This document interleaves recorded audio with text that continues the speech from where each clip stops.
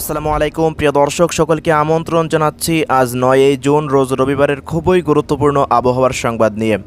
তো আজ সারাদিন এবং রাতের মধ্যে দেশের কোন কোন জেলাগুলোর আবহাওয়া পরিস্থিতি কেমন থাকতে পারে, কোথায় কোথায় ভারী থেকে অতি ভারী বৃষ্টিপাত হতে পারে, এছাড়া আগামীকাল ১০ জুন রোজ সোমবার দেশের সারাদিনের আবহাওয়া পরিস্থিতি কেমন থাকবে জানিয়ে দিব। সম্পূর্ণ বিস্তারিত ভিডিওটি দেখতে থাকুন। আপনি দেশের কোন জেলা থেকে এই মুহূর্তে আমাদের ভিডিওটি সরাসরি লাইভ দেখছেন কমেন্ট বক্সে জানাবেন। প্রতিনিয়ত আবহাওয়ার খবর পেতে ভিডিওটিতে একটি লাইক দিয়ে চ্যানেলটিকে সাবস্ক্রাইব করে রাখবেন। তো প্রিয় দর্শক, আজ মূলত সকাল ৬টার পর থেকে দেখতে পাচ্ছেন একটি শক্তিশালী বজ্রবাহী মেঘ রংপুর, দিনাজপুর, লালমনিরহাট, কুড়িগ্রাম এই অঞ্চলের উপরে সৃষ্টি হয়, যেটি পরবর্তী সময় আস্তে আস্তে রাজশাহী বিভাগের মধ্যে প্রবেশ করছে। এদিকে বগুড়া, জয়পুরহাট, নওগাঁ, সিরাজগঞ্জ, নাটোর প্রত্যেকটা অঞ্চলে দেখতে পাচ্ছেন এই বজ্রবাহী মেঘটি এই মুহূর্তে বিস্তার লাভ করেছে। পাশাপাশি এদিকে শেরপুর, জামালপুর, ময়মনসিংহ, নেত্রকোনা, গাজীপুর, কিশোরগঞ্জ, টাঙ্গাইল, সুনামগঞ্জ, হবিগঞ্জ, সিলেট, মৌলভীবাজার প্রত্যেকটা অঞ্চলে দেখতে পাচ্ছেন ভারী থেকে অতি ভারী মেঘের আনাগোনা শুরু হয়ে গেল। ব্রাহ্মণবাড়িয়া, নরসিংদী, নারায়ণগঞ্জ এইসব অঞ্চলগুলোতেও মেঘটি ধেয়ে যাচ্ছে, যেটি পরবর্তী সময়ে আরও বিস্তার লাভ করবে ঢাকা, ফরিদপুর, মানিকগঞ্জ, নারায়ণগঞ্জ এবং রাজবাড়ী এইসব জেলাগুলোতেও কিছুক্ষণের মধ্যেই বিস্তার লাভ করে যাবে। তো এই যে একটি শক্তিশালী বজ্রবাহী মেঘ এই মুহূর্তে সৃষ্টি হলো, যার জেরে আজ সারাদিন কোথায় কোথায় বৃষ্টি থাকবে চলুন আমরা এক নজরে বৃষ্টিবাহী মোড থেকে দেখে নেই। তো প্রিয় দর্শক, আমরা এই মুহূর্তে সরাসরি চলে আসলাম ইউরোপিয়ান আবহাওয়ার মডেলের পরবর্তী ২৪ ঘন্টার বৃষ্টিপাতের আপডেটে। তো দেখতে পাচ্ছেন আজ সকাল ১০টার পর থেকে পরবর্তী ২৪ ঘন্টার মধ্যে অতি ভারী বৃষ্টিপাতের সম্ভাবনা রয়েছে শরীয়তপুর, মাদারীপুর, গোপালগঞ্জ, চাঁদপুর, মুন্সিগঞ্জ, নারায়ণগঞ্জ, ঢাকা, ফরিদপুর, মানিকগঞ্জ, রাজবাড়ী, নরসিংদী, গাজীপুর এইসব অঞ্চলগুলোতে পরবর্তী ২৪ ঘন্টার মধ্যে হালকা মাঝারি বৃষ্টিপাতের একটি সম্ভাবনা রয়েছে বজ্রবাহী মেঘ যে তৈরি হলো এই মুহূর্তে সেটির জেরে। এছাড়া পরবর্তী সময় আজ সকাল ১০টার পর থেকে পরবর্তী ২৪ ঘন্টার মধ্যে অতি ভারী বৃষ্টিপাত দেখাচ্ছে সিলেট, মৌলভীবাজার, সুনামগঞ্জ এবং হবিগঞ্জ জেলায়। এছাড়া এদিকে লাখাই, কিশোরগঞ্জ, মাদান, নেত্রকোনা, শেরপুর, জামালপুর, ময়মনসিংহ, সরিষাবাড়ি, সিরাজগঞ্জ এই অঞ্চলগুলোতেও ভারী বৃষ্টিপাত থাকার সম্ভাবনা রয়েছে আগামী ২৪ ঘন্টার মধ্যে। এছাড়া এদিকে দেখতে পাচ্ছেন বগুড়া জেলা, পাশাপাশি এদিকে নন্দীগ্রাম, সিংড়া, মোহনপুর এই অঞ্চলগুলোতেও বৃষ্টির সম্ভাবনা এই মুহূর্তে তৈরি হয়ে গেছে। পাশাপাশি দেখছেন শিবগঞ্জ, জয়পুরহাট, পাঁচবিবি এই অঞ্চলগুলোতেও বৃষ্টিপাত থাকার সম্ভাবনা রয়েছে আগামী ২৪ ঘন্টার মধ্যে।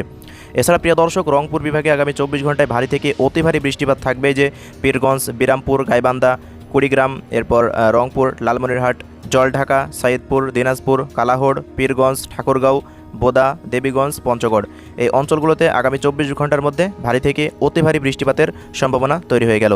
এছাড়া এদিকে ভারতের উত্তরবঙ্গের বেশ কিছু অঞ্চলে ভারী থেকে অতি ভারী বৃষ্টিপাতের সম্ভাবনা রয়েছে, বিশেষ করে শিলিগুড়ি, দার্জিলিং, কালিম্পং, এরপর কোচবিহার, আলিপুরদুয়ার এই অঞ্চলগুলোতে ভারী বৃষ্টির সম্ভাবনা রয়েছে আগামী ২৪ ঘন্টার মধ্যে।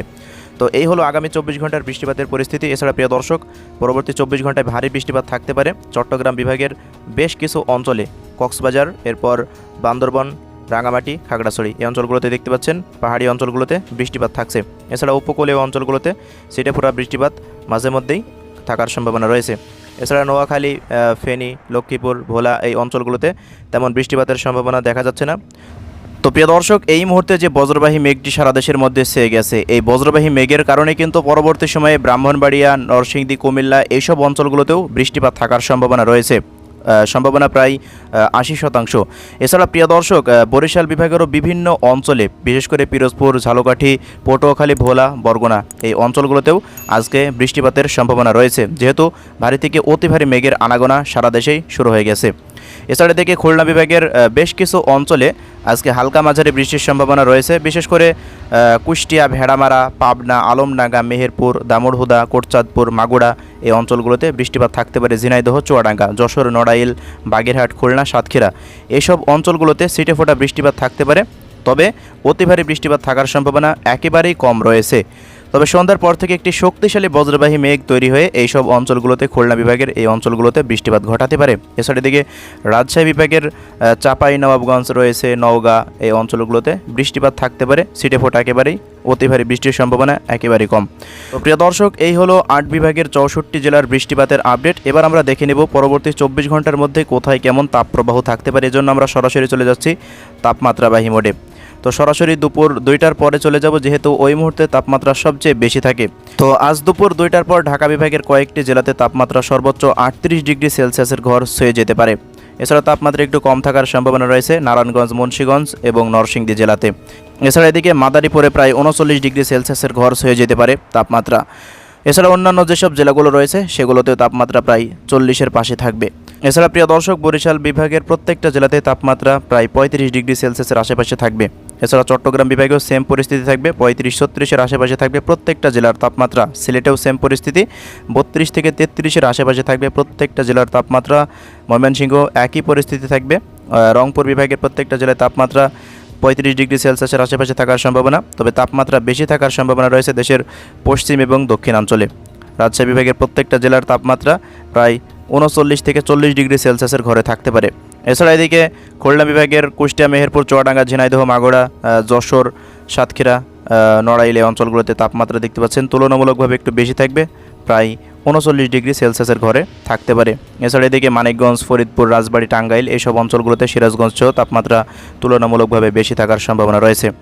তো এই হলো প্রিয় দর্শক সংক্ষিপ্ত তাপমাত্রা পরিস্থিতি এবং আজকের বৃষ্টিপাতের আপডেট। যদি ভিডিওটি ভালো লেগে থাকে তাহলে অবশ্যই অন্যজনের মাঝে শেয়ার করে দিবেন এবং প্রতিনিয়ত আবহাওয়ার খবর পেতে আমাদের ইউটিউব চ্যানেলটিকে সাবস্ক্রাইব করে রাখবেন। সবাই ভালো থাকবেন।